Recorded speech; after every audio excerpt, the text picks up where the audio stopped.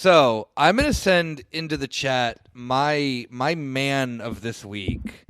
So that then, because Ciaran already reacted to it and pointed out something that I did not notice. So maybe Kieran's best brain is on it. So here you go, Yulia. You can then see. I put it into the group chat.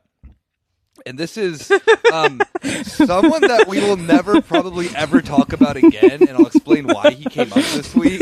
No, we have to enshrine him into the canon. I hope so. Okay, you know what? Fine. All right, what is this? So that is Stefan Winkelmann. That is. Oh, that's a Bugatti CEO. That is guy. the CEO of Bugatti and Lamborghini. The thing that is the best thing about Stefan Winkelmann, as you can obviously tell by his fucking name, is that he is German. He is Deutsch. This motherfucker is born in Berlin. I guess his dad was like an ambassador to Rome or something like that. And this motherfucker just like has been trying his entire life to play off as being Italian. And I do not think that he is at all Italian. But so the reason why I guess that he's, important this week is that Bugatti, just to like, put on the icing on the cake of all hell world, Bugatti, a company that then has cars that, sell for like $3.6 million, had their best year in 2020, like ever in the history of their fucking company. So yeah, we're all dying, barely fucking getting by, but every billionaire can buy the fucking, whatever, a supercar that you can barely drive on the street. It's so nice how a pandemic gets other people evicted and other people rich as fuck, or richer than they already are. Buying their fucking like third Bugatti. But so Stefan Winkelmann is, you have to go and like listen to him speak and whatnot, because in English and in German, he tries to play himself off as Italian. And Ciaran pointed this out before the show, that he is the exact opposite of Rob's archetype of the Südtiroler who is pretending to be German, where Stefan Winkelmann is a German trying everything within his will to be like a Roman Italian, Roman Italian. The real Italian. Just like Maron wearing the overly tailored suit, his like tie doing that weird puffy out thing. But the best part about him is all of his like divorced dad bracelets that he wears. Wait, what? I'll send the picture, because this is the first thing that stood out to me when I saw him speaking was he's speaking English, and as Nick pointed out, he speaks English with an Italian accent, as if he learned English in Italy, which, motherfucker, no one learns English in Italy. That is just not a thing that happens. Yeah, that's the thing, too, that he's German, because he can speak fluent English. Like, he's not sitting there being like, well, our car goes zoom, and I go vroom vroom. Oh my god. 3.6 million, please. This must be like the week, because I just recently saw a tweet about how sexy Italian is as long as they don't speak English, like written by an Italian, like this. This tweet. Is the bridge. This is the bridge. You have to be Stefan Winkelmann. You have to be you have to be a German doing Italian face. So the thing that stood out to me the most is, well, I couldn't tell what the fuck was going on with his wrists, but he is wearing like a million different beaded like bracelets. No way. Show me. I gotta see this. The kind of thing, like, I sent it into the group chat there. Yeah. That's like the best shot you get of it. The important thing is they all look like they all look like they're about a $5 each at most, but that motherfucker spent like 10 grand on that whole ensemble. Oh my god. Probably like 10 grand just on the suit alone. Wait a minute, like he's wearing the suit, but he looks like Peter Maffay with like those bracelets. He just starts singing songs about a fucking dragon and shit. What's it like? What's the dragon's name? Tabaluga. But like, I guess this is what's happened to like, obviously this man it's very important that he is Italian. He's just like, speaking to you, being like, I am an Italian. If you cut me, do I not bleed marinara? But like, then there's just, this is also just the German auto industry. Yeah, it's like fucking VW. Like, let's not. Yeah, but this is like most, for anyone who doesn't know, like most European auto companies, like at one point, like every major European country had their own like auto industry, and then at some point, I want to say during the 90s, early 2000s, they were all bought up by Germans.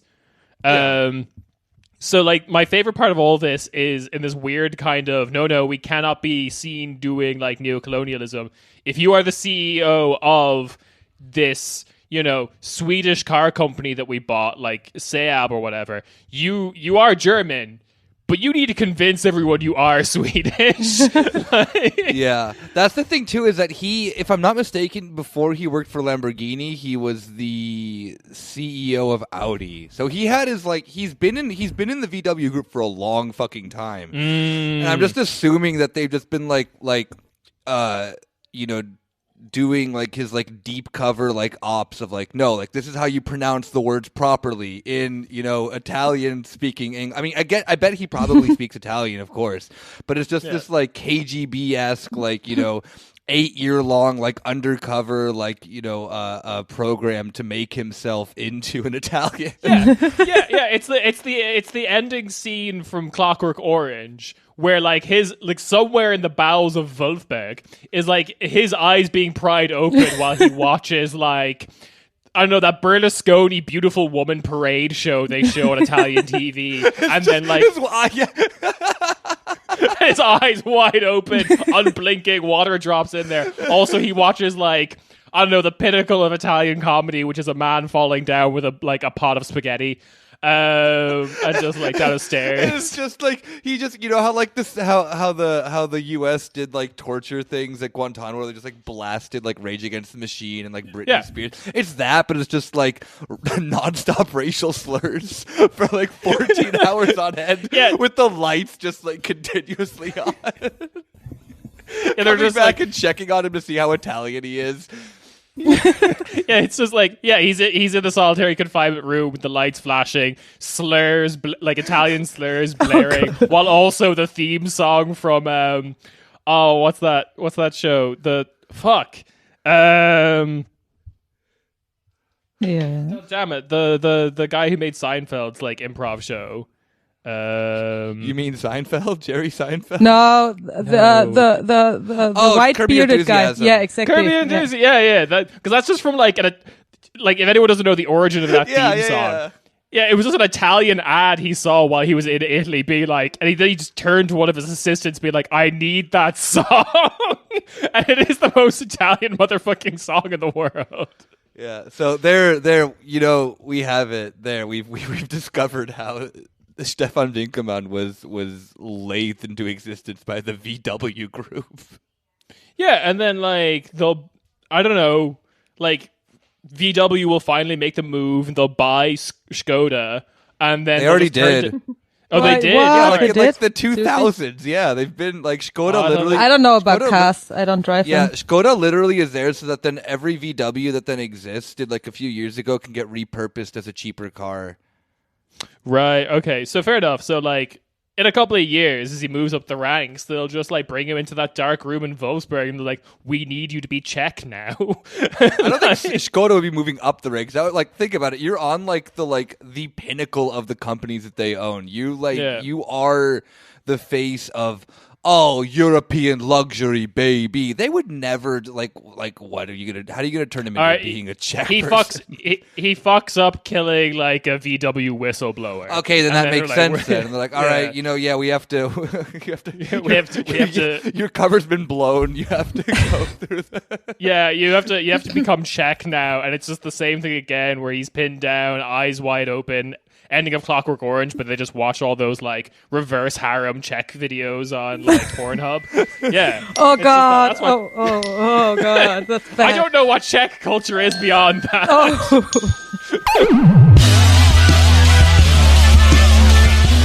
Hey. Welcome to your weekly corner Späti. I have myself, Nick, joined with Ciaran. And Julia. Hello. And I've been talking to a baby mostly, so I just make noises. Oh, like Yeah. Yeah. Oh. Babies are cute. I got to meet Ciaran's kid. I think I may have said this last week on the show that I got to meet Ciaran's kid. I want to. You can come visit and meet the kid. You're not allowed to because perfect. I know. What are we talking about? We're talking Exactly. about COVID. Lockdown. Immediate Woo. lockdown. Yeah. Yes. So first and foremost, do we start with the shorter news or the longer news? I guess funny or not funny. One that affects us and one that does not affect us one bit whatsoever. I'm going to say what doesn't affect us, which is our big, beautiful boy, Emmanuel Macron, tested positive for coronavirus. And his wife is in a risk group, so this is even funnier. Oh, yeah, and so is Pedro Sanchez because of this as well, like the Spanish Prime Minister. Oh, yeah, true. They were hanging out.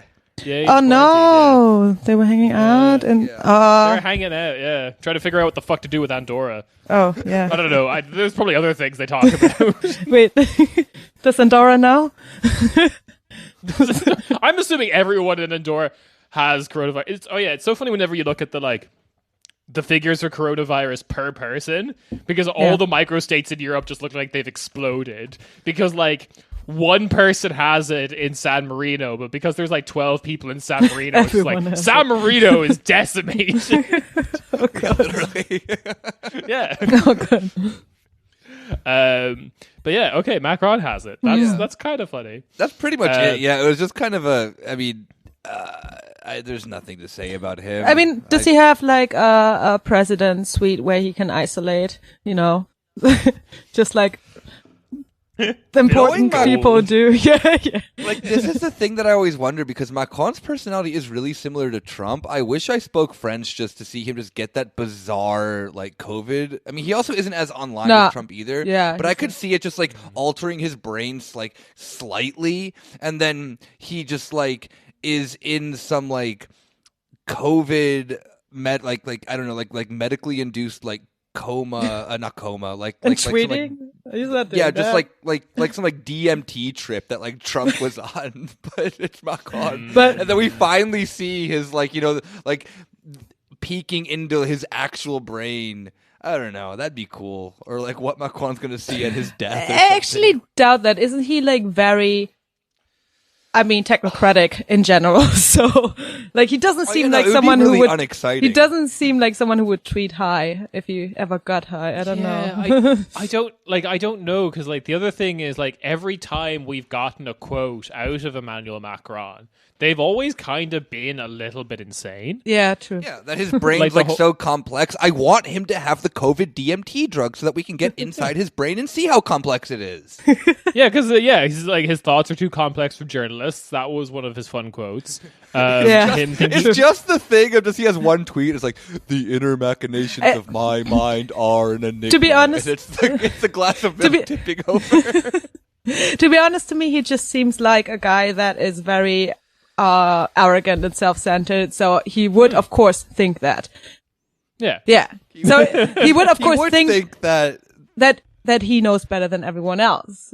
So I guess that is just it. So I don't know if that's just my No, it is the glass tip. It's the glass of milk tipping over in Patrick's brain, but he thinks it's super fucking complex. Yeah. That's it. I really like the I don't know where to go from this, because I do like the idea of like loopy Macron, like just you ever see those videos of people like on ridiculous painkillers, like saying all of their thoughts out loud, and it would just be like him really horny for older women. And Algeria, which is not a problem, in my opinion. Which is not a problem. No, of course not. It's just I don't want to hear about it necessarily. It's like, dude, like, cool that you're into that, but you've been going on for 3 hours. Like, I don't think the fact that you like older women is a policy position, Macron. I need a policy position. And he was like, universal basic milk. So I'm like, Macron, stop. It probably would just be him, like, someone that you would imagine getting like super high and drunk at a fraternity party or something like that.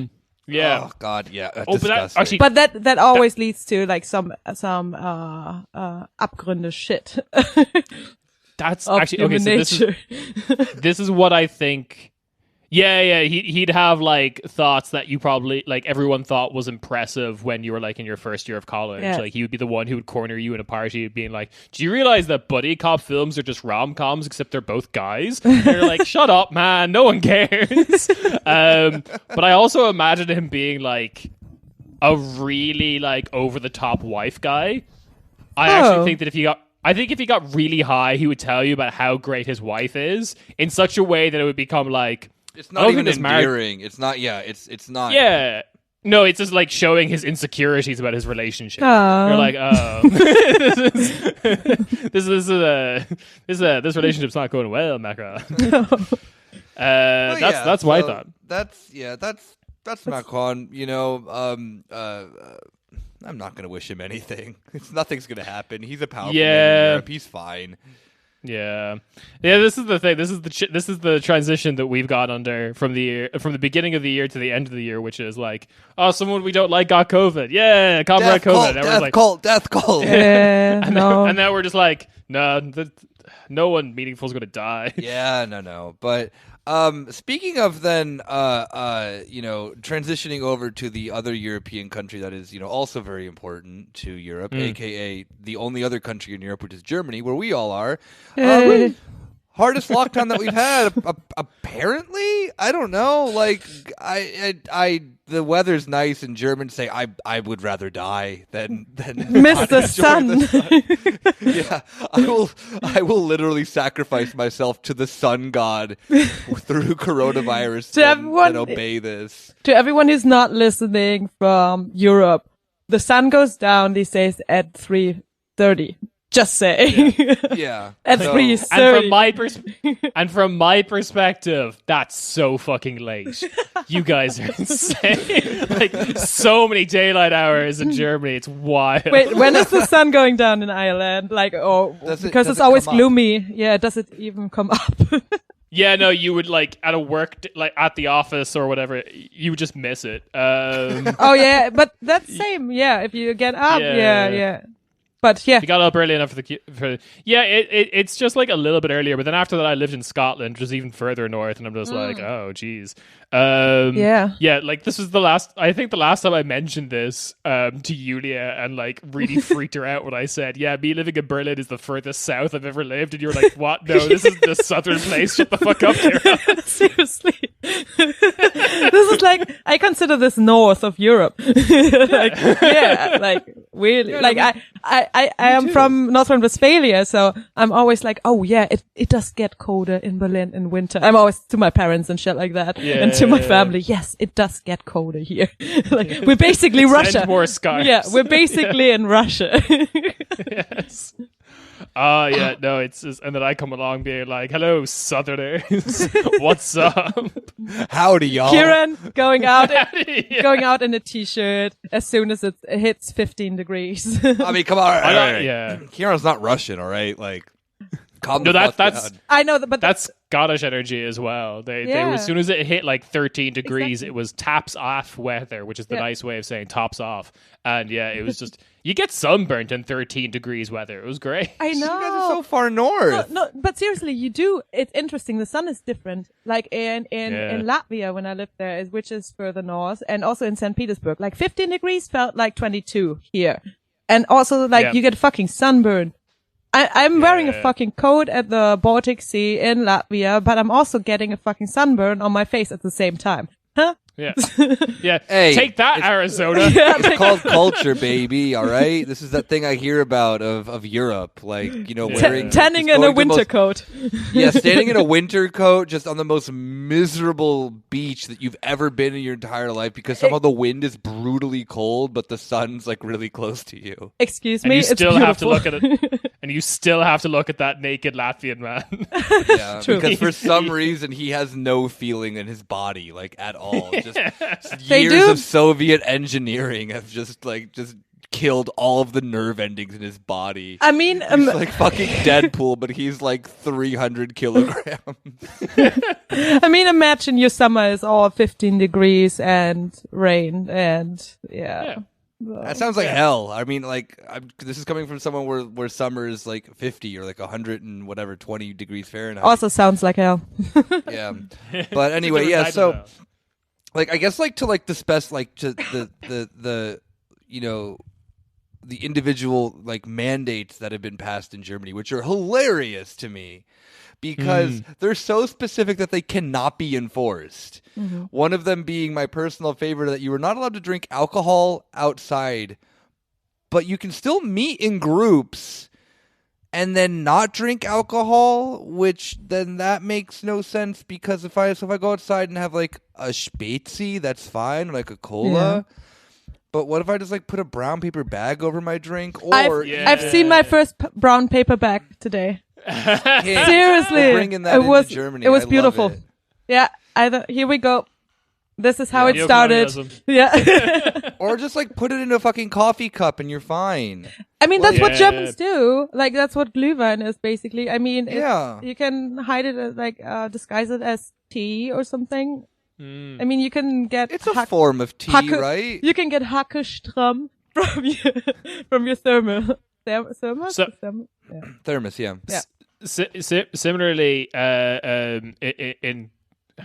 so I have like I had a doctor's appointment out in Spandau recently, and if anyone doesn't know Spandau is like not kind Berlin. Of like suburban Berlin, I guess. It's like, but it's not. But bad. Yeah. No, you can go further. I would not, because when you say suburban, people would think of suburban America in the sense of like nice houses and shit like that. So I would, I would compare it more to the outskirts of actually like Eastern European cities in the sense of. Or like, okay, Spandau is different from Marzahn, etc., because it is kind of like, it has its own, I mean, Marzahn has a Rathaus. I don't know. Yeah, they all have a Rathaus. Anyway, but Spandau, is definitely like more suburban than all the others, but but there are a lot of like, not in the sense of like rich suburban people.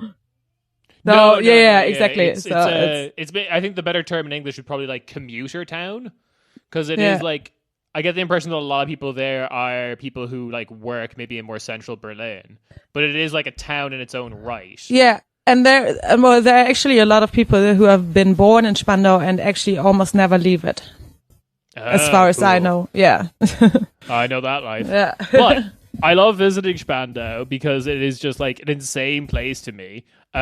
Because it's just like, it's kind of Berlin, but it's different in a lot of specific ways. But one of the fun things I got to do while waiting for my appointment was to check out like the Spandau cinema, the Kino. Mm-hmm. And like, what the fuck is the Kino doing in lockdown? Well, I'll tell you what they're doing. They still have all the movie posters up for all the like cursed movies that came out in 2020 that no one watched. But also you can buy, cinema style popcorn and drinks from them to go. Sounds actually kind of cool. That does sound cool. I love but obviously, yeah. But no, the Germans do that weird sweet popcorn because they don't understand that popcorn's supposed to be salty. Yes. Excuse you, we're not the only ones. No, the UK does this as well. Southeast Europe also does it on the street. Disgusting. Actually, there's so much popcorn. fucking sickos. Okay. Yeah, that happened to me when I moved to the UK and I like ordered popcorn at the cinema. They were like, sweet or salty? I'm like, excuse me, what? I'm sorry, this was the end of the interaction. I ordered popcorn. You give me salty popcorn. Yeah. But no, the only thing they were doing was like selling the drinks, but in those like cinema cups that you can't see into. So everyone was just buying that and filling it with alcohol. Oh, hell yeah. So smart. Oh my God. That is fucking smart. Yeah, so that was, because it pretty much is just like an open container law, isn't it? Like if if you can't see it, then you can drink it. Why not? Like what are they gonna like? They're not gonna come at you and ask like to smell your drink. Yeah, no. Ordnungsamt just comes especially and sniffing your drink. No way you come close to me with that like Corona going on. So yeah, there you go. Yeah, you were just about to fucking deck a fucking Ordnungsamt officer. It's like yeah, Mr. Get the fuck away from my Glühwein, you fucking pig. You're not even a real cop. You're literally the fun police. Yes, they are the fun police. My nephew in a Polizei Halloween costume has more powers than you. People, strippers who dress up as police officers have more fucking power than you. Oh my god. True. Yeah, because with Ordnungsamt people, they're not allowed legally touch you. But with strippers, you're not allowed to legally touch them. Yeah, they're in a far more powerful position. Yeah. So there's the alcohol one, which obviously, if we've been outside for 2 seconds, you see that no one is following. Yeah, and actually, I think that is done because I've seen people in parks meeting for Sunday brunch in like their nicest Jack Wolfskin jacket. Your finest. Joe Biden's the president. It's time for brunch. Bringing in like a fucking fold-out table and fucking hell. Drinking alcohol and having brunch, I guess, because you can't go Nice. brunching anymore, and people really miss brunching. I think that is something people really miss. Who brunches? People. Brunch people. Brunch Brunch. people. I guess Isn't that the lip thing to do? So It is very much so. Yeah. But so there's been that, and there's also been then a bunch of other like who's allowed to stay open, essential businesses. Apparently Christmas tree markets are essential businesses. Yes, they are. Everyone needs a tree.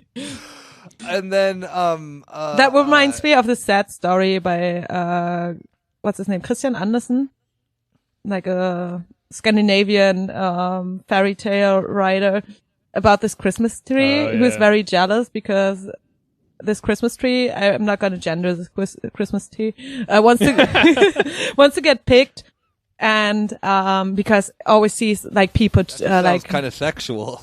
yeah, kind of, and then it gets picked. And then it gets decorated and it's like super excited and shit like that. And then a few days after Christmas, it just like ends up in the attic, rotting, and just like having experience like that. That was her, like, oh my god, there, Christmas trees, peak, and then it dies. So yeah, a Christmas story. I mean, here we go. That's kind of what I do with Germany, because Germany celebrates Christmas on the 24th, and like I celebrate Christmas on the 25th.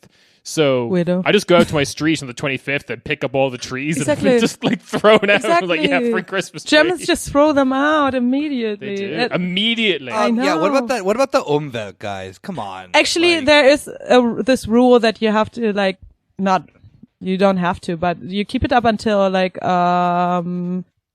here those three guys, those the Epiphany. Yeah, no, that's just those, that's no, called- those kings like that come Yes, to the the Epiphany. Oh, Yes, that's what you call it. That's Okay. what the holiday's called. It's And I think we always it's do in that January. I think we always do that because my father is Catholic. So, but I Yeah, think no, in Protestants Catholics, you just throw it you out. Yeah. Catholics keep the tree up until the Epiphany. Yeah, that's the yeah. thing. Yeah, January 6th, I think Yeah. is the date. That's Yeah, why we yeah. did it. No, that's not in Berlin, not in this hedonistic town. Trees are immediately out on the 25th. I'm just more impressed that anyone's fucking bothered on the 25th to like lug a tree down like a couple of flights of stairs, because like no building on my street has a fucking elevator. Like No, I that's why you guarantee throw you. it out of the window like the Swedish people do. Oh, sick! Yeah, That's cool. I don't know if they're actually doing it. I just know it from an IKEA advertisement. So IKEA. That is He Swedish never culture. lies about the Swedish way of life. Exactly. But I don't know if you guys also saw this too. This is like a specific regulation for the city of Berlin that maybe is one of the funniest that I've seen, is that Berliners are not allowed to go to Poland. And specifically to get fireworks. Finally. Well, Germans should not be allowed to go to Yeah, no Poland. German should be allowed to step foot in Poland. But I mean, to think about, like, this is the only time ever in German history that then Germans have been told, don't go to Poland. Just, I really like that idea of just like, if we had like Versailles Treaty level of conditions after World War II, like, because the Versailles Treaty was just kind of insane. So there's just like post post World War One kind of treaty done after World War Two of just like, all right, all Germans are banned from Poland. If you're a German and you see a Polish person, immediately turn around the opposite direction and walk 20 paces. Do not interact and give them with 10 marks, which at this point is worth like nothing. Yeah, of course. Give them like, yeah, Jesus Christ. But I really love the idea that we're finally banned from Poland. I mean, it's not going to work. Like the fireworks are already going off because in my there's a neighborhood. state in between there that then like would negate it. Yeah, Wait. I've been told that like Who made that ruling? Like Berlin did the it? city of Berlin made that okay. ruling. Yeah. So as long as Poland says okay, there is no way that they. But actually, I don't think Poland has Oh, ever had Poland, a say in this agreement. as far as I know, everyone is right now banned from Poland, though they are on a lockdown. Yeah. So, but yeah, you know that there are already people saying like, "Oh, I don't care, I get my fucking firecrackers in Poland because." how can you not just like, I don't know, what's that place like Frankfurt and Oder? Like, how do you not just like What about throw the fireworks across the bridge? Yeah. Be like, here you go, you kraut fucks. You're like that.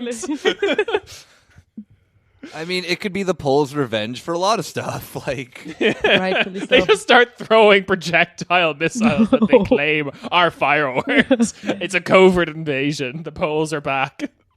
I mean, they have quite strong fireworks, I gotta say. Yes, they do. Yes. so were there any other like details Which is still- of the? Yep. Yeah, are there any other details of the German lockdown that were like really silly? Oh yeah, no, the first day of the lockdown, there was the largest corona like case in all of Europe of 45,000 Yes. new cases Welcome in Germany. to Germany. So way to go, Germany. I am very, Doing well. very. Yeah, I'm very curious how then like this is obviously going to get like used by, particularly like parties like the AFD and like the anti-masking movement and stuff like that. Be like, see, we locked down, like not even for one day. They're like, see, it didn't do anything. Just like their stupid logic of like obviously then it would take longer than just like a day. But these just completely impatient Germans who for some reason like. I don't like even in this quote unquote hard lockdown, I don't feel that anything has changed. Like I feel that people have become more mad about it and are like, I'm just gonna go outside in spite Actually, of it. Like, no, I gotta say, like, grocery stores are not as crowded as I expected them to be. In the sense of that is people the only learned thing that you can do, like, is shopping groceries.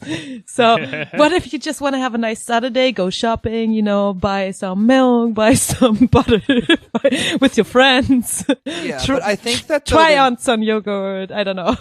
Yeah, I Have think brunch by eating the ingredients to brunch while walking around. Exactly. I mean, that's literally what Costco is. But okay. Yeah. But that was the whole like idea that a lot of German cities did was this Glühwein walk. So you basically get mulled wine and you walk around. Spandau was doing that.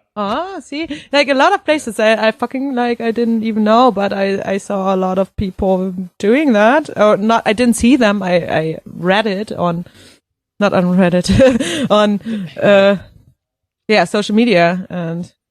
I was like, because I was also in Spandau, not this week, but the week before like the heavy lockdown came in, but it was still like light lockdown, which was, like everywhere just has to, like all restaurants, all food places have to do to go.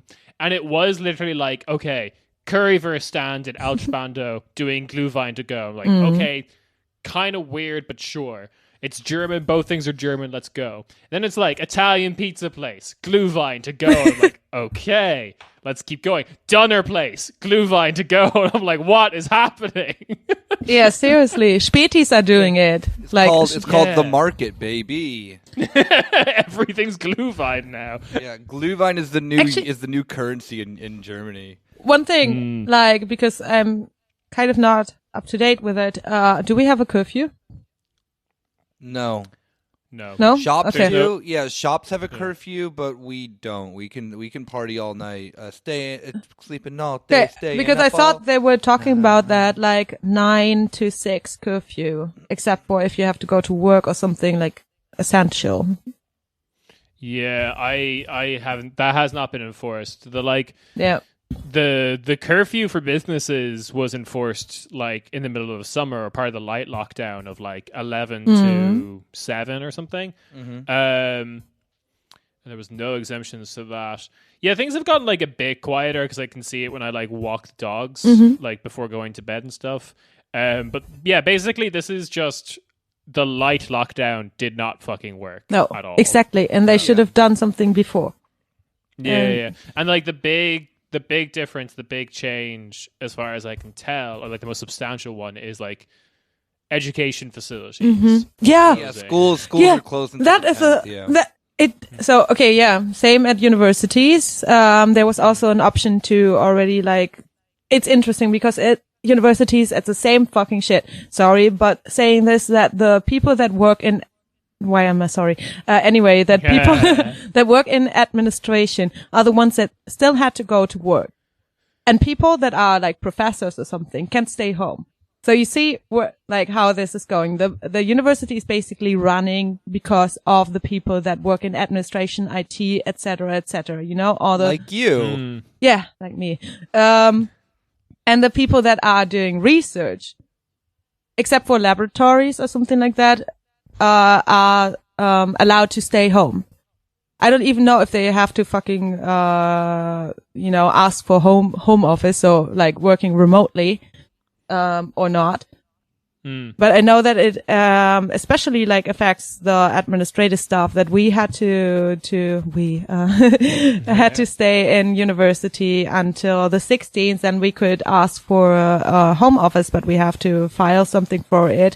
But all like teaching, of course, is not done at university. Research is not done in university when it can be, you know, done at home. Or whatever people are doing right now. It's just like, it shows again, like what keeps actually a thing running is the people that are the workers. Yeah, the workers. Yeah. Shit, guys, we might be onto something with this. Yeah. I think maybe someone wrote a book about this, but fuck it. Maybe. But it is also so interesting that schools stayed open for so long because they were like, oh yeah, somehow Corona doesn't care about kids. It's like Corona is Michael Jordan just saying fuck the kids, or the German government for that matter. But yes, like I mean, what kind of logic is that?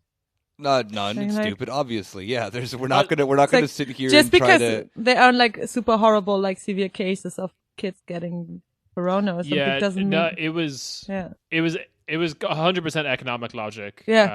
My understanding is that one of the only countries that did testing of like teenagers in particular was Spain. And they found that like huge amounts of like the teenage population were just like asymptomatic spreaders. Yay! Yeah, so like schools are obviously had an impact, but like, yeah, it was 100% an economic decision because the big complaint of the first lockdown that happened in Germany was that, yeah, people are working from home. That's kind of fine. But a lot of people can't work because their kids are now also home. Oh, yeah, true. Yeah. So like because daycare is not there, the people who are working from home aren't working efficiently. Blah blah blah. It was some bullshit. But you know, here we are, and we fucked it. So that's good. Yeah, that's why Germany had the most cases in one day. Yeah, and it's going to be. We're probably going to get another wave after Christmas. Yeah, as well, I mean, January. what was this like poll about how many people would be willing to ignore Corona rules for Christmas? No, it's like 50% of like half of the German population would. Oh, so, sick! Yeah, literally. Like, 48 million people. Let's go. Let's go. Yeah, that's because the reprieve for Christmas still exists.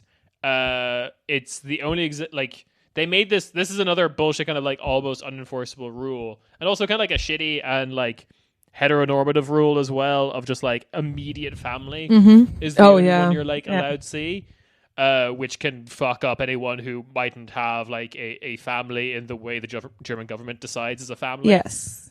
Yeah. Which is also a great transitioning to another topic.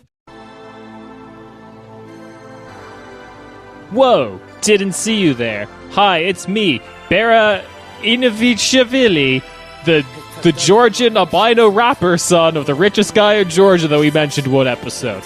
When I'm not rapping about a song that will eventually become a major political force in Georgia, I'm listening to my favorite podcast, Corner Späti, and supporting them on Corner Späti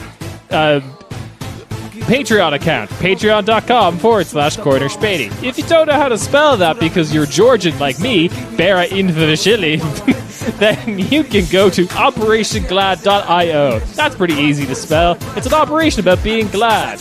I'm an albino rapper. See ya!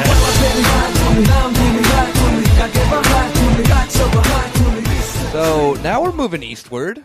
Not that I'd say that the other news is funny, because it hasn't really been funny. This is just bad and depressing and sad. We're either talking about Hungary or Poland. So, pick one. It's Hungary this week. The land where jokes die. Mitteleuropa. Yeah, so, okay, this is something that I got my attention. It was nicely written up in Foreign Exchanges about Hungarian Parliament passed a raft of sweeping measures on Tuesday this week that curtail the rights of gay citizens and make it more difficult for opposition parties to challenge Viktor Orban in future elections. Which is a fun sentence to hear in like one of the most gerrymandered to fuck countries in Europe. I didn't really understand what else needed to be done to secure Viktor Orban's power, but apparently more stuff can be done. So that's cool. It's beautiful. Yeah. Yeah, you love that. So the policy actually, or the changes are actually, so what it actually means is that what the opposition tries to do against Fidesz is like getting together, all of them, no matter like where they stand, to challenge Fidesz. And so now the situation is that you have to have like 50 electoral candidates from one party in like different towns or different cities to, as far as I know, to actually like be allowed to be considered a challenging opposition. So they can't join forces anymore. So that is cool. Yeah, that is super cool. So you can't be in opposition is what you're pretty much saying. Exactly. You can't be a joint opposition anymore. And unless like everyone in Jobbik suddenly decides to join the like, I don't know, Soviet Hungarian continuation party. So like, I doubt that. That's gonna happen. Yeah. They just all become Nazbols. Oh, gee, no. we beat Viktor Orban in Hungary, but at what cost? The giant Nazbol party. Yeah, that is like saying Navalny is a great oppositional candidate. We're not talking about him yet. No, save him. I'm sorry. We'll never mention that name on that show, Yulia. Okay, so the number one Berlin patient. Yes. But no, I'm sorry. I'm looking forward to the new Stop Viktor Orban party that is just like their position on the Hungarian like revolution in the 50s was, yeah, it sucked, but not because it like not because it was revisionist, but because, you know, it was too womanly or something. Like they just get really sexist about it. It was too woke. So to clarify what I just said, I didn't mean cities. I mean Wahlkreise, so electoral districts. Yeah, exactly. Yeah. So you have to have like 50 electoral districts with your like direct candidate for the election. Sick. And no like minor party has that. No. So, No yeah. party other than Fidesz has that, right? Yeah, probably, yeah. I mean, they do Yeah. have the majority in Oh, parliament. where are your 50? Where are your 50 districts? We brought ours with us. Come on. Yeah, it's actually quite horrible. Oh, you can't get them? Oh, I'm so sorry. Oh, is it because we fucking just reformed the Constitution just last minute? And that is why they can reform the constitution, because Fidesz has such a power. It's not like Poland where you are kind of like not really that supported by the population. Yeah. But Fidesz has this power. They have a majority in parliament. They can just fucking change the constitution. And that is what Viktor Orban is doing. And like, you told me that it's also something about changing how quickly he can announce an emergency state for the state, basically. Yeah. Yeah, so that like it removes barriers to declare it a state of emergency in response to like any political upheaval, basically. Yeah. So they could say anything like, for example, the slave law protests. I think that was like late last year. Yeah, it was. Yeah. Yeah. That like if that happens again, that's a state of emergency. Like guaranteed. So this was just to clarify, was this about the laws that you have to, when you're unemployed or something, work for the state? Yeah. So and like not paying people's exactly. wages until like 2 years later or something. Yeah. And it's especially targeted, especially in bloc cities that are or regions ruled by by the further right party. It is actually targeted at a lot of Roma, a lot of the Roma population. Yeah. So that's the great like context to this. My other like favorite little bit of context that I think I'm just going to remind listeners of. But at the beginning of the pandemics hitting Europe, like I think this was back in March, didn't Viktor Orban do like the sweeping powers law saying it was all temporary and everyone lost their shit? But then he like revoked most of them, being like, oh, you guys didn't trust me. I wasn't going to seize a bunch of power. Oh, you guys don't even trust. You guys are fake friends. I'm Viktor Orban. No, he was just saving it. He's like, 2020 is crazy, y'all. Like, one last hurrah for my fucking authoritarian drive. This is about trust, okay? Like a relationship can only work with trust. Yeah, Brussels. Just close your eyes, fall backwards. I'll catch you. It's me. It's your best friend, Viktor Orban. It was just a lot of like, 2020 is crazy. What? Like Macron has COVID? That's wild. Anyway, don't pay attention to all this shit I just passed. It's just hope you feel better, dude. Just close your eyes and fall backwards. I'll catch you. And this is not all. Like this is not even all that was added to the Constitution. No. There's so much shit. And I mean, they talked about this already in February. There were human rights groups, especially for the LGBTQI community, saying talking to media outside of Hungary, saying, okay, this is going to be a problem. It was in November. They said, okay, this is going to this is going to happen. They are planning to add this to the Constitution. Yeah. Yeah. And what did everyone do? Nothing. I think that the European Union did put a lawsuit against them, didn't they? Which means fucking nothing. Like, I mean, it doesn't. Wait, did they now? I think so. Yeah. I think that they're like, if I'm not mistaken. I mean, I don't know if it's for that. Hungary has a bunch of lawsuits against them from the European courts, but does it ever do it doesn't. anything? Again, it just means like a slap on the wrist. The only time that something has ever happened with a European lawsuit was when it's like the Ireland thing with fucking Apple. Like that, which I think was the National Court of Ireland declared it, not even the European High Court, if I'm not mistaken. Yeah. And the thing is, so if you, maybe Ciaran can correct me because he knows more about the EU. If you violate the contract, whatever the contract is, the EU contract, Don't invade the Rhineland. Swear to God, guys. It's just like vibe. Have a capitalist market economy and don't invade the Rhineland. Everything else is pretty much up for grabs. So you can still get money from the EU.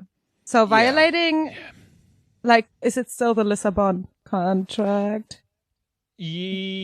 So there's been like a slight update Yeah. to this. So the new budget was passed in the European Union, the new 7-year budget. And Shit, they should make it a 5-year plan. No, 7. It's a much better. It's a much rounder number. Stop it. The 7-year budget, I believe. No, it might be a 1-year budget. Anyway, the new budget, which had like all the stimulus plans for coronavirus. The thing that they added into that was this like rule of law thing, which now basically says that if you don't follow the rule of law, which is this kind of like vague, the vague be chill, drink pints vibe of the European Union, don't invade the Rhineland, that's the rule of law is the kind of like vague thing there, but like it could also be twisted into like please don't like have a popular resistance or anything. Like there's a lot of ways that can be twisted, but that is the basis in which a lot of like what Poland and Hungary were doing. Like that was like the critique on a European structural level. So now what they've done is they've tied that to budget. So basically Hungary and Poland, if they continue to violate rule of law, could possibly stop the flow of Brussels money. Okay, that's new. Because that is new. Hungary was very smart about still getting the money. And getting their way. It literally exactly. It is the Burger King fucking have it your way slogan. And they took it very far. They did. It's like, as we talked about this before, it's like getting the money for like family funding and stuff like that, and using it for anti LGBT billboards in the country. Putting up all these fucking like whole ultra anti-Semitic like posters of how George Soros is destroying Hungarian values and this and that, aka racism. Just an entire billboard poster like as you drive into Hungary from like I don't know, Czech Republic or something, and it's just 6 brackets, just like and nothing else. It's like, I've seen them. Weird poster. I've seen them in Budapest. So just fucking triple parentheses. Triple parentheses around nothing. It's just a billboard with triple parentheses. So the concern, and Nick is right to bring up the like Apple tax case in Ireland, is that usually when like the EU's like you're being naughty, it also kind of has to be enforced in a national level. So like the problem was the EU was like, hey, Apple, you owe the Irish government lots of money. And the way that that didn't happen was the Irish government just went, no, they don't. And then that's the end of it. Because the Irish government is cocked by like American capital. Yay. So that could end up being the case in Europe, where it's just like a European court's like, Hungary, you're being like really anti-Semitic and homophobic again, and then a Hungarian court just goes, what you can do about it? We aren't. No, what are you talking about? Our court says we aren't. Especially because you also need a majority when it comes to like really heavy decisions in the European Parliament, like excluding Hungary, and Poland won't do that, for example. Like they have people on their side, so it's not like they've got a backup plan. Yes. And Bulgaria is also kind of slowly inching towards that crowd as well. What is doing? What's up with Czech Republic and our CEO of Czech Republic? Babiš. Yeah, Babiš. Like the whole Visegrad 4 is interesting because like Czech Republic and Slovakia were never like die in the wool go hard as Poland and Hungary were. For like talking shit, and I don't know, Czech Republic I think is happy to roll currently with like Macron. Just be like, we're good at business, let's turn Czech Republic into a exactly that fits with him because he calls himself the CEO of Czech Republic, so I mean I always get the feeling that then the Visegrad states are just like G Unit, where you have like let me finish. It'll make sense. You have like the two really big members of G Unit, which are 50 Cent, and then you could maybe argue that the other big one is the Game.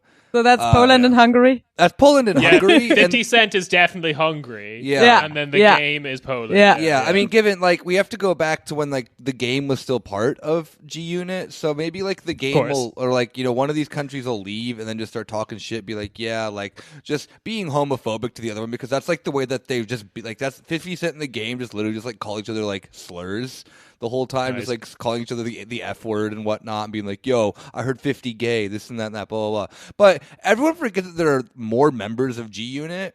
So, like, Tony Yayo and Young Buck. Also, Young Buck also is beefing with 50 Cent still. But forgetting that they're, like, still talented rappers, you know, and can't forget Lloyd Banks either, probably my favorite member of G-Unit. Mm-hmm. And they're just, like, kind of coasting along the fact that they were a part of G-Unit and that they don't really have anything else going in their career. And that's the rest of, like, the Visegrad countries. So that is it. I get that. Visegrad, it is. The Visegrad, like, this is the most apt metaphor we have ever had. Yeah, like, it is like, will these countries do their things on their own? Yeah, but you only kind of really care of them as a collective when G-Unit is releasing, you know, their, like, one album that they put together or whatever, you know? Yeah, absolutely. And their clothing line and their Reeboks that they had. I mean, there's some like big moments when, like, I don't know, was it like, Lloyd, like, you know, gets that journalist murdered for being tied with the mafia and the Smer party in Slovakia. Like, that was a big moment in G-Unit history. But, like, my favorite moment of Lloyd Banks, exactly. Yeah. But go on. To get back to the topic, so what reality? Yeah. What does this mean? Like, I mean, maybe Ciaran, you can, like, outline what the new law means for LGBT people and for marriage in Hungary. This is an episode we've wanted to do for a while of just, like, LGBT stuff in capital E Eastern Europe. We can do that soon. I'm down. It's such a big topic, though. And yes, we should do it. But to kind of, like, glance over what this law is doing exactly, because if anyone remembers the, like, original lockdown laws that Viktor Orban put into place, a lot of that was just, like, ridiculously transphobic. Like, there was, like, as a part of the emergency package to fight coronavirus, the gender you get assigned at birth is your gender forever. Yep. That's important to fighting coronavirus. Super important for fighting corona. Corona hates trans people. Actually, like, a part of the transition surgery is to inject you full of corona. It's just the way we do it in Hungary, I guess. Did anyone see Mike Pence get fucking vaccinated on live TV this morning? No, but I heard about I thought that's against their beliefs. Oh yeah, sorry. That just reminded me of it. I'm so glad Mike Pence is transitioning. Yeah, Mike Pence just got bimbofied before national audience or international audience, I guess is his case. Yeah, I gotta check that out. But the new law that's passed is very, like, traditional family shit. So. The same amendment effectively barred gay couples from adopting children in Hungary.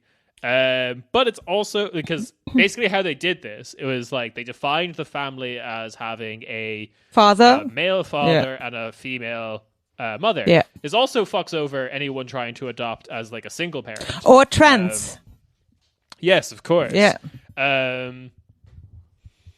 So it's very fucked. And this is actually interesting because according to this one, you have to assign the sex by birth. So actually intersex people would just fucking, like, fall through this whole decision, system, this whole system.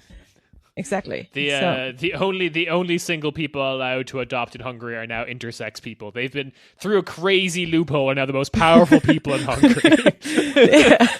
So you don't even know what to do with that. And This is actually interesting because in 2015 there was a law case from an American who married a Hungarian guy. So an American, and it was a same-sex marriage, and it wasn't considered a marriage in Hungary.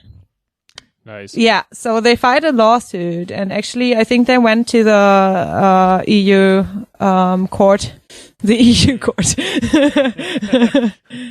and actually went through with it. So it was decided the same with another person saying like, okay, I don't know if it was like someone going to Hungary that was trans and like lived in Hungary and then went to the court saying, okay, this should be accepted, by Hungary, and the EU decided it should be, but Hungarian administration is super slow with actually changing it on the passport.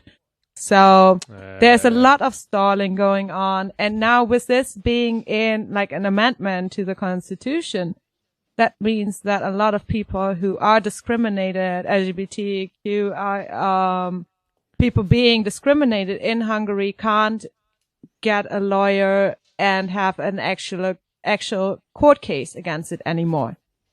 Because as long as it is like, when it is, if it is, not when, if it is an amendment to the constitution, there is no way that you can actually fight this in court. No, of course not. Yes. Yeah, and then like the only way to undo that is to get the like supermajority in Parliament, which you don't have. Yeah, which you don't have, and Hungary. Because you didn't bring your 50 boys with you. Like, yeah, come your on, 50 it's boys, easy, it's simple, yeah. Yeah, your 50 boys, or due to a weird oversight in the Constitution, your one intersex friend, which now counts as 50 electoral districts. No, but like seriously, like Hungary has been for a very long time gerrymandered in favor of Viktor Orban's Fidesz party. So yeah, which is interesting because when you are, I saw some posts, and when like you had, I don't know when it was, like you had, I gotta lie about the year, but you had only like 18% of the population in favor of same-sex marriage in 2008 or something, and it actually went into the direction of it being more accepted in the population until Fidesz came around and changed it all around. And they do a fucking great job at it, I gotta say, because Viktor Orban fucking hired a philosopher to write a new narrative, a myth of the nation. There is cool. Yeah, I mean, you know how like one of his first. You hear that? Studying the humanities can get you a job. Yes, you can rewrite Viktor Orban scribe. Yeah, that would be that would have been the cherry on top of like what the fuck is happening with Jordan Peterson in Europe, if that was what it turns out, because like, you know, he goes to Russia, has the experimental like treatment to get rid of his like addiction, then he ends up in Serbia, gets during coronavirus. During the like fake lockdown, but also during this time he was also in Hungary, like writing a new narrative for the nation. How to clean your room 12 in rules Hungary. For Hungary. 12 rules to be Hungarian. No, but seriously, I this find is myself swimming in goulash. Paprika everywhere. Oh, it's beautiful. Yeah, go on.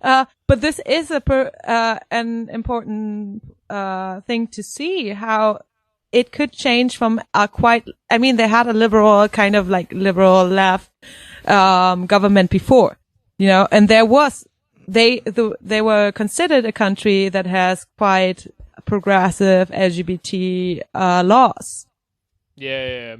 In comparison to other Eastern European countries that was still like something like Latvia, for example, where the one time where Latvians and Russians and Latvian Russians go together protesting is when it comes to being homophobic.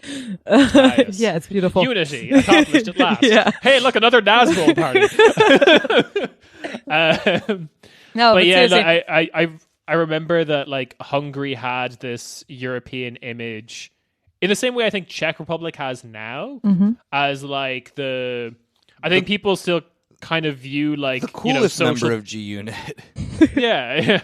But I think people had this view of like social progression in Europe starting from the West and slowly spreading east. Yeah. So they're just like, yeah, okay, of course, like Czech Republic and Hungary, they're the ones that are like copping on first. Or whatever. Hungary was a fucking poster child of neoliberalism, of implementing everything in the 90s, like getting super progressive, being, doing, actually they did, like, there's a special path they went down in comparison to other countries by selling all of their companies, not selling that, but yeah, kind of, yeah, all the factories to German car producers and stuff like that. So actually not counting that much on their own, infrastructure like Poland did, for example.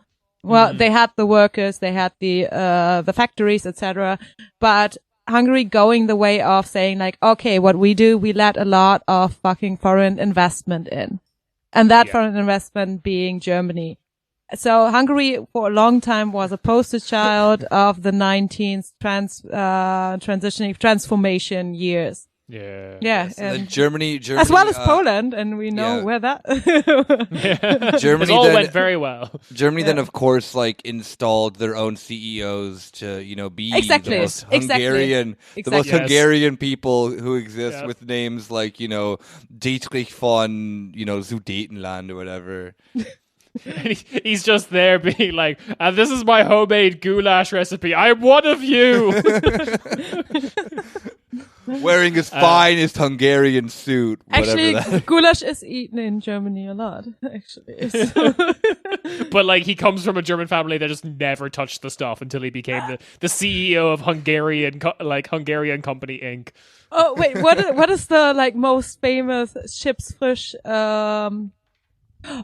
Chipsfrisch Ungarisch? Yeah. See? He's just giving interviews, just like munching on an entire bag, and like solving Rubik's cubes, being like, "I'm one of you." This is like, okay, this is the kind of chips that you can get in the big package, the plus 250 gram package, the big. So Germans fucking love chips fresh, chips fresh, Ungarisch, like chips fresh Hungarian. Yeah, Hungarian, I love in the German language just means we have shoved so much fucking paprika into this Yes, you would not exactly. believe. Oh yeah, it's Ungarisch. There's paprika. Yeah. These packet of crisps is mostly paprika. There's barely any potatoes in this. I never knew what that flavor was, like how that was any different from the like. Well, it's flavored Ungarisch. Yeah, the god awful flavor of like Ungarisch chips and paprika are the worst flavors, and they both are very similar. Just one's more paprika than the other. Exactly. Yeah. So yeah, the short of this is Hungary is fucked. Yes. Large part due to the small snowball that we got rolling in the 90s where we like sold all Hungarian companies and all Hungarian workers to be ground up into a fine powder that would be put on crisps for the German market to consume. And then So you're telling me that the Ungarische chips are not vegan. But Germans also love cannibalism too, so this like kind of fits. Then I'm not as worried. Wait, what? Yeah. Yeah. But now we got this ball rolling in the 90s, and lo and behold, here we are in the year of our Lord 2020, and now we have like homophobia, the country. Yeah. So I mean, that's cool. Yeah, this came a long way. I mean, it started with Fidesz. It started with like ruling out gender studies. Not being a thing in Hungary anymore. Also, I mean, you can say about the Central European University whatever you want, but like kicking them out of the country due to this like Soros conspiracy kind of thing. You can still attend that university, but on the prospectus, every word has the triple parentheses around it. Yeah. By Hungarian law. Yeah, as far as I know, they relocated to Austria. Yeah. I mean, makes sense. It's Austria-Hungary. Yeah, exactly. Yeah. That is like Hungarian libs like ideal society is like Austria. Yeah.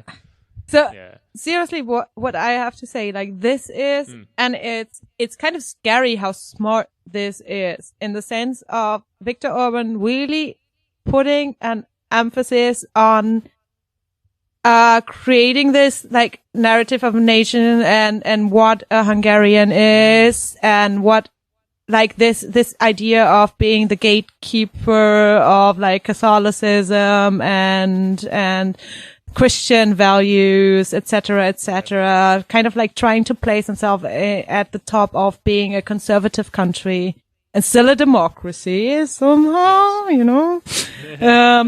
Actually fucking like establishing the term of a liberal democracy, and everyone fucking uses it without even being critical about it. Like there are so many sociological texts about this using exactly this term, like a term that Viktor Orban made up, not seeing that that it's very like selective in the sense. Doesn't our best boy use that term a lot?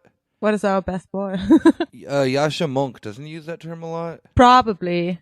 Yeah. I find that very misleading actually, because it doesn't see how Orban uses a lot of of instruments and mechanisms of the EU to get money to still like kind of I think like selective would be a better word than a liberal in that sense. I think that I think that like the means of like nitpicking is just kind of stupid, because at the end of the day it kind of shows the sense of what's happening with Macron is that you can exist as a right-wing lunatic in the European Union framework because you're not really threatening the like whatever quote unquote European values are, but the primary one being that you just maintain a capitalist economy. That's the only thing that's really like set in stone legally by the European Constitution, and that's upheld by, you know, European central courts. So yeah, like the racism they don't like and the homophobia they don't like and this and that, but they can just loophole their way out of this shit and continuously do it, because then at the end of the day too, like Orban can just use the whole thing of like how the EU threatens Hungarian sovereignty. And that's interesting. Continuously be so popular, while then using the EU using the EU mechanisms to then prop up his fucking bizarre projects and whatnot. And this is the same thing we see with like the other like the international nationalist movements and whatnot. They aren't actually explicitly EU. They're just against when the EU oversteps their boundaries, when they say, hey, maybe you shouldn't be racist, maybe you shouldn't like purge refugees or like, you know, be homophobic. But then at the end of the day, they, you know, stamp their feet long enough, the EU slaps them on the wrist with a fake fucking, you know, lawsuit, and they can go about the rest of the day being shitty. And the only thing that then is different is that Orban is just not liked by the EU thing, which then look at someone like Macron, who is liked by the EU, like, Politico bubble and just that whole thing of the Brussels fucking weirdos who all want to fuck him. Like, I mean, Macron literally passed one of the most, like, attempted to pass one of the most fascist decrees with none of them batting an eye until French protesters started lighting cops on fire, you know? Like. But there is this difference when it comes to, I mean, what Orban has is the support of the population, like, big time. And that is something that what I said is very smart about his whole strategy is that he uses this whole... it wasn't smart. I'm just saying he uses whole culture war kind of, like, mindset. So he does fucking pay money to have a philosopher just for the Fidesz ideology to create like what is a Hungarian, you know, and to make people believe in that.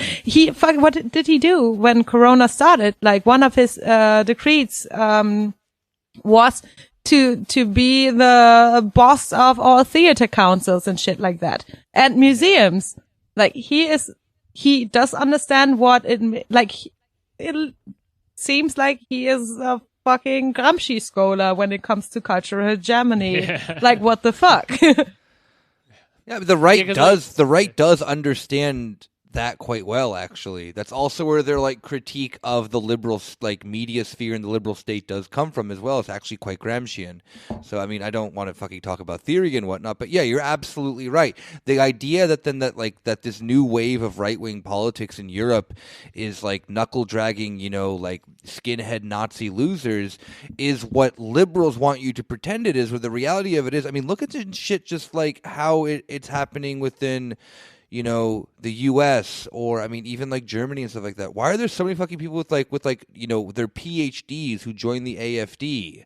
Like there is an intellectual backbone that the right has that the left, not even the left, but that liberals just completely ignore because they think that then like, well, if you read enough facts, you'll automatically become liberal, and it's like that just isn't true. That's just objectively not true. Look at it in the sense of the Historica Debatte in Germany, that there's an actual debate on like how the Holocaust happened because right-wingers don't want to fucking admit that it was because of right-wing policies in Germany, and racism and all this stuff. Yeah. Oh, no. It was because of the Bolsheviks. Fuck off. Like, just get out of here. And that's taken seriously in Germany still, And that discussion is entirely controlled by the right. And if anyone's ever stepped on a German university would know how conservative a lot of your professors are, particularly in the social sciences, and how, or in the United States, neoconservatism and neoliberalism and all that stuff is like the dominating ideology. There isn't like this stuff can exist perfectly fine within it, but then it can also simultaneously pretend that it's like this punk thing against it at the same, like, what's his name? Paul Joseph Watson actually was kind of right in the sense of pointing out that like being conservative is punk because you can be within the system and then somehow then fight against it simultaneously. Like it sounds stupid, but he is right. Now I have to think of the FDP campaign. yeah. That happened this week. But like that's so like the going to the comparison of like Orban versus Macron is very interesting because in this light you see how kind of intellectually lazy Macron is. Yeah, of course. Orban is not. That's the thing. Yeah. Because like Orban is like trying to build something cultural, something that will last beyond Orban. I asked myself, just real quick, I asked myself if that has a bit to do with like how he was active politically before. That he knows Orban. These strategies. Yeah. He comes from a quite left background. Yeah, exactly. He was a member of the Communist Party. Exactly. Yeah. So I figured that maybe he knows. He thinks about politics in a way more like theoretical and academic sense that I think pragmatic. Macron does. Macron being like the pragmatic, perfect technocrat kind of situation. Yes, this is the centrist shit of like. Yeah, there is no ideology within neoliberalism. Remember, I mean, Macron, there is obviously. Yeah, but like, I know. That's what they tell themselves. But Macron just thinks he's like a vessel where like. You do the like pragmatic Orban, thing. Yeah, exactly. He's a vessel for liberalism. But the reality of it is that then, I would agree. Someone like Orban is far more well versed on definitely on theory. Like you said it perfectly. That Orban takes it as the culture war, and the European version of the culture war is actually quite academic. It isn't this thing of like how it is in the U.S. of being like, well, this is just our culture, this and that. It is very much the sense of like, look at how proud we are as like this, Catholic, well-read intellectual society. And the right in Europe is very, very, very good at tapping into that, with then also tapping into like the Nazi shit. Well, Hungary just Orban just really wants to build an entire like intellectual movement around the very simple comment: if it wasn't for us fuckers, you'd all be speaking Ottoman. Exactly. That's what I meant when I said I think I used the word gatekeeping. That doesn't work in that sense, but he was literally gatekeeping. Yeah, but literally, like the gate to Europe keeping. That's the narrative they set. But that's also a very similar narrative to, is it Lithuania or Latvia that has the like defenders against the Mongol hordes kind of narrative of their nation. It's the one that's on their crest is like the Crusader. I think that's Lithuania. Yeah, could be. Oh, that would be Lithuania, Poland kind of kingdom shit going on, right? The empire there that went down to Ukraine and Belarus. That's being written yeah. into. That's written into like the modern Lithuanian national narrative. That makes sense because Latvia was never that big. They never had such a power. Because Still they never, isn't. We're keeping it that way. because they never married a Polish prince. Exactly. That's how you rise up in the ranks. Yeah. But it is yeah, I guess like people like Macron kind of give their ideology or like they view themselves as self-evidently right, like self-evidently correct.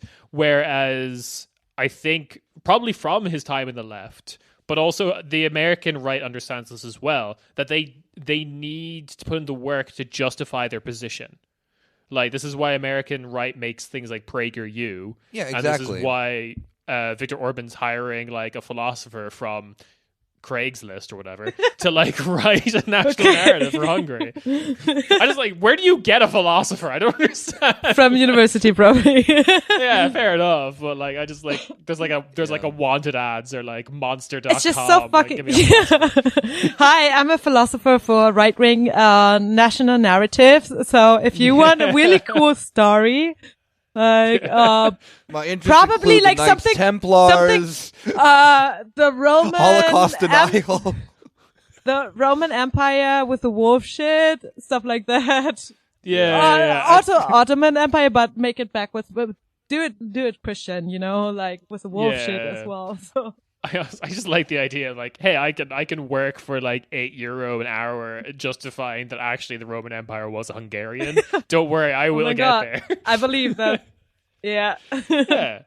But yeah, Hungary's pretty fucked, and there's a lot to talk about there. And Yulia is very smart about this, about Eastern Europe. So we will come back to this topic. All right. So so we're moving. Last but certainly not least, moving further east. This is in no way important news. It's just funny because it happens once a year, and I feel that we should just, like, for the sake of the holiday, cover it. No, we're not talking about Christmas. It's that time It's the most of the year. magical time. It's Vladimir Putin's end of the year press conference that lasts like 6 hours long. If you do it, you gotta do it right. And he does. Right? He does it so... I don't know if anyone watched it. I was watching it live for a bit, which is like really hard depending on which stream you get, because like some of the streams are horribly overdubbed. But he was doing this thing where he was like projected on a screen to everyone who journalists sitting in social distancing kind of. Yeah, they were social distance, but they were all like across Russia, obviously. So there are like people in like Novosibirsk and people in Vladivostok, people in Moscow, people in St. Petersburg, people everywhere. Like they would pan to them, they'd ask him questions, and his face is just projected onto a massive screen.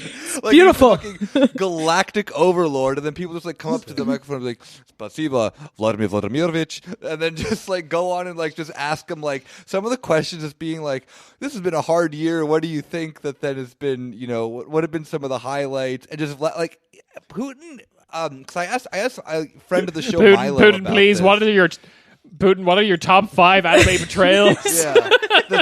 I asked good friend of the show, Milo, our good boy who's lived in Russia, fluent in Russian, and I asked him like, "Do you watch these? Have you seen them?" He's like, no, but like the thing that's so funny is that because we always hear Putin overdubbed, and Putin in Russian is like very different than you would imagine. Maybe like you could like elaborate on that a bit, Yulia.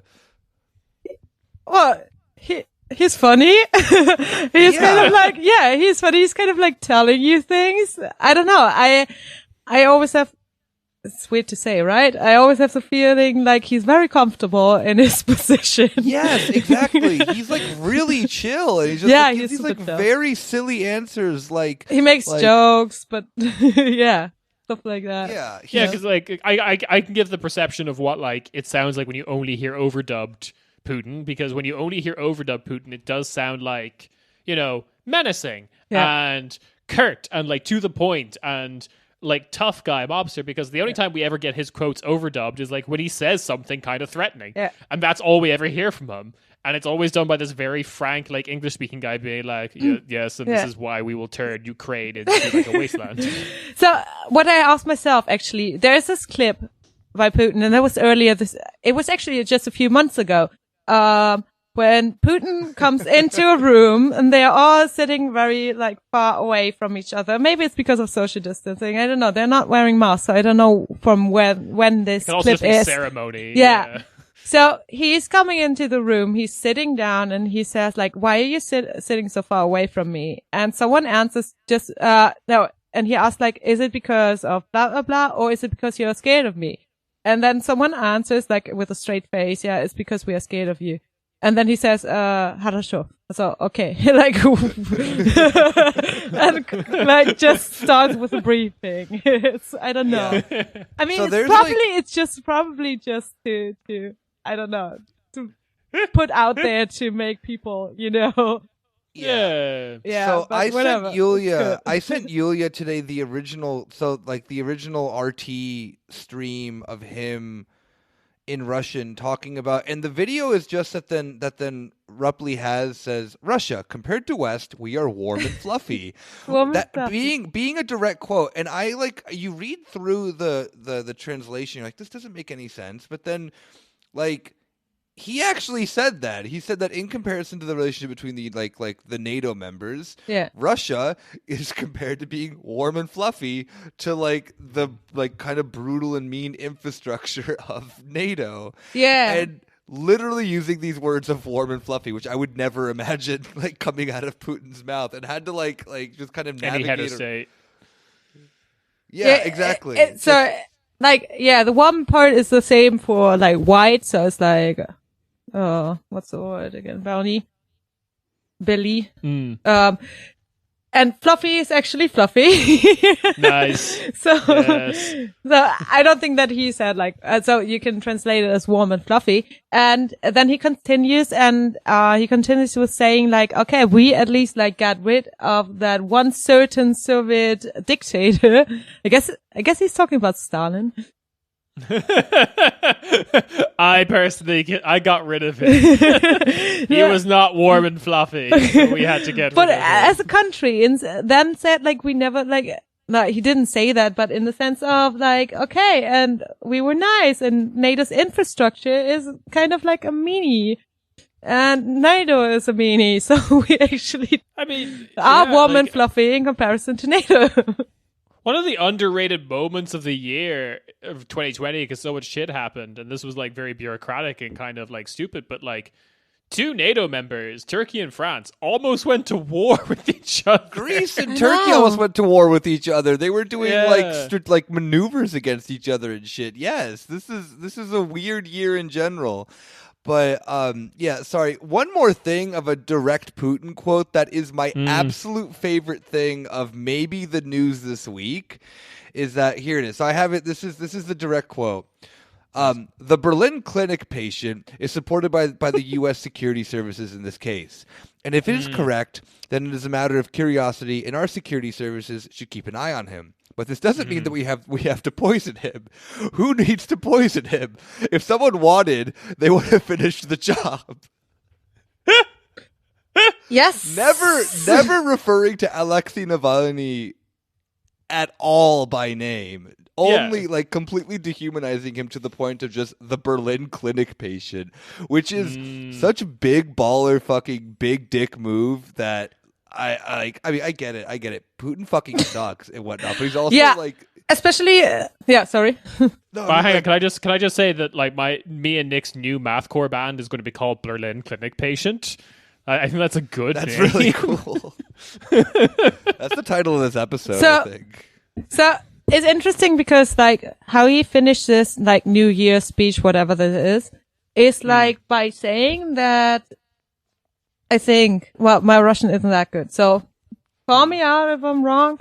But we are never wrong on this show. It Okay. never says on our Patreon. So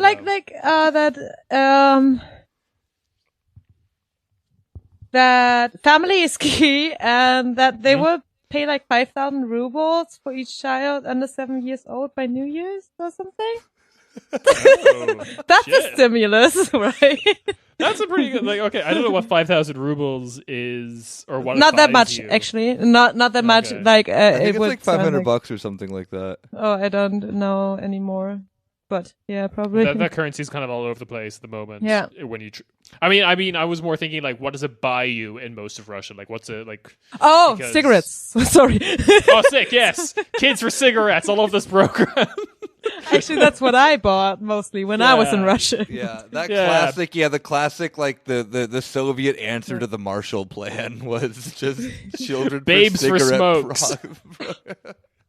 I just Putin's New Year's plan of babes for smokes. Let's go. I just find it so fucking interesting that he did the same thing that he did years. Like that is kind of like his strategy of addressing Navalny by not addressing him. You know?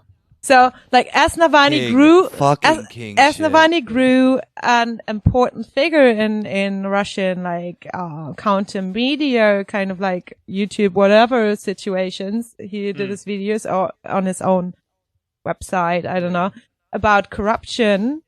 Actually use Putin kind of turned it around by also using corruption against certain oligarchs that they were just in the wrong, you know, they were just Oligarch at the wrong place at the wrong time. yeah. In the beginning, there was like kind of like a contract between oligarchs and like an unspoken contract between Putin and oligarchs by Fellas, don't you hate when you're just like siphoning money from the Russian state somewhere else, just like on the wrong day, and you get caught by Vladimir Putin? it kind of like said, as long as you don't challenge me politically, you can have as much money as you want and whatever Like, position that you want. You might wake up one morning. You might find yourself thinking, "This is not my beautiful bought wife. This isn't my tiny fiefdom in Siberia." And the days go by water flowing. But as soon like okay, that contract actually broke like 3 years ago or something when he arrested someone for fraud and corruption. That was actually kind of Putin loyal, never involved in politics or anything like that. So he arrested this person. I forgot his name, but it was like an agrar ministry kind of company, whatever, you know. Okay. And I don't know what they wanted. Maybe they wanted the company. But this person was arrested due to corruption. Maybe it was real corruption. Nobody knows.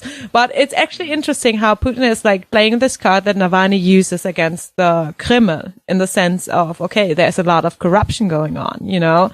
What Putin tries to do here is kind of like a state involvement, like nationalizing a lot of like main industries. Maybe rightfully so, nationalizing industries. I love that, but for what purpose is always a question. And so that, what he did, I don't know why I talked about that, but, what he did with Navalny is like ignoring him, even though he was talking about the same issue that Putin was talking about, but Putin was using it in a political sense about like corruption, you know, kind of like putting other people in position. And Navalny was doing it in the sense of, okay, everyone hates corruption in Russia because this is how we go. And this is kind of like a super liberal take. Always like, you know, Transparency International and stuff like that. Kind of like reinforcing. And I'm sorry, Totally like I don't. not a sketch organization. I don't like that NGO, yes, by reinforcing these kind of liberal normatives on countries saying, okay, this is corruption and shit, like whatever. You know, you saw what happened in Brazil and shit. So I don't know that much about Brazil, but, we have, Bolsonaro now. So. Yeah, but like Navalny would also be the kind of guy who, because there was a great moment in Irish political history where Fianna Fáil, one of the parties that's been in charge for a long time, was like criticized as being like the party of brown envelopes. What that meant is like bribes, basically, from business leaders. Like and that was under one of Nick's favorite Irish political leaders' names, Charlie Haughey. Nick just keeps, he just keep calling. Yeah, he's the guy who neoliberalized Ireland. Charlie Hee-Haw, Charlie Haughey, who like he was Fianna Fáil, the brown envelopes, and then after him we got Bertie Ahern, and he just kind of legalized the bribery. Like, he just changed it from like, oh, we go to this part and we all get like brown envelopes. He just changed it from that to, lobbying. Yeah, lobbying exactly. is Yeah. exactly that. What is lobbying if not bribes? Like what? And that's the fuck? exactly Yeah. what Navalny would probably do to Exactly. Russia. He would just Exactly. formalize Yeah. the process. Exactly. And I agree Yeah. with that. So, like, I'm just saying it's super interesting that he still calls him like, so in some of the translation by this New Year's speech, even though there aren't really like, they're just highlights, and this one is a highlight of calling him the number one patient in Berlin or something. The Berlin, the Berlin patient. Oh, that's so cool. That's such a That cool sounds band like name. Public Enemy or something. I don't know. But not because, and he does that all the fucking time. He doesn't want to recognize his outreach or anything like that. It's so smart though. It's so Yeah. fucking smart. Yeah. But I guess on that note, you know, the family is strong, and we will be giving you 5,000 rubles. Yeah. For all We of our will listeners. reimburse you. We'll reimburse you for the cost of a pack of cigarettes if you have a child. Yeah, so I guess that's pretty much it for this week. Europe is chugging along, even though there's not much like going on. There's still like just it still can't cease to be ridiculous. We And love it, folks. I think this is actually our last show before Christmas as Oh well. shit! Yeah, true. Yeah, so We're all staying in Berlin except for Rob, who's in the great country. yeah. Rob is in Rob's in Turkey. yeah, Rob is in Izmir, Yeah. trying to firmly establish that it was never Greek. So yeah, that's what Rob's up to, and we're all stuck in Berlin, and we can't really see each other due to the lockdown. But I'll deliver you guys some cookies. Oh. We'll make some cookies and we'll bring them to you. I was gonna do the same, but okay, whatever, bro. We'll all exchange cookies. Okay, you get Christmas cards from me because you all have cookies already. So Yeah. Yulia doesn't want us to get fat, so yeah, she wants us. That's She's like, true. we still have to stay hot. I just want Yeah. I want you to stay hot and read. So I'm gonna. Look, 2021, like hopefully the vaccine will get around and we can finally do the live show that we planned to do right Oh my before God. the first fucking I know. lockdown. Oh my god. One lucky audience member will get the COVID vaccine and be bimbified before the entire rest of the bar. I gotta say, but we did make a smart decision before even a lockdown existed. Yeah, So- we were Yeah. responsible, Yeah. good people. Good people, great but- people. Yeah. Well, But and on now- that Proud of note, this. on that note Yeah. of applauding ourselves for Yeah. our good COVID policy. Come on, better than Germany's. I mean, we will see That you and our guys- new Babies for Cigarettes program, we've got it down. Yes. Yeah. And so we'll see you guys all then next week. Take care. Take care. Bye-bye. Bye. Ciao.